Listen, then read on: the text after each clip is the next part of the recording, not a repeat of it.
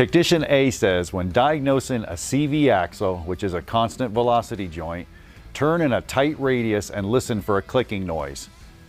Technician B says when diagnosing a CV axle, visually inspect the boots for tears or damage. Who is correct? Well, there you go. Technician A, Technician B statement. We're going to break it down to true and false, and we're going to answer this question.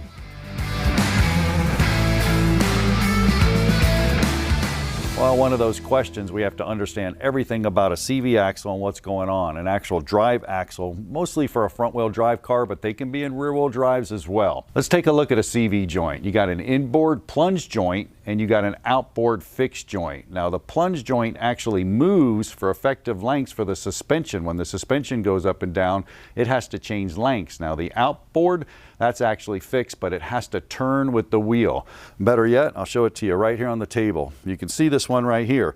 This is actually the inboard joint. This is going to go into the transaxle. Once that goes into the transaxle, it's kind of fixed there. But see, as the suspension moves up and down, you see that? It actually can change lengths right in there like that.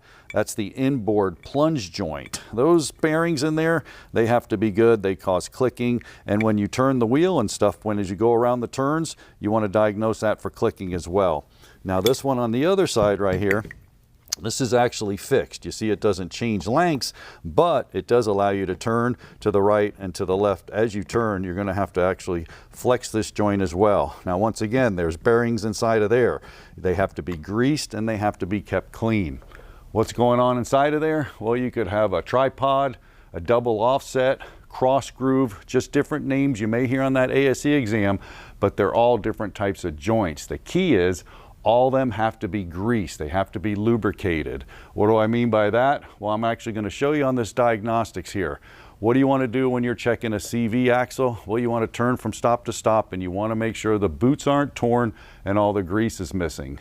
So what you do is you're driving along, you're going to turn it all the way to the right, all the way to the left, go in a tight radius. A lot of times you'll hear some clicking sound. That's very characteristics of this joint starting to go bad.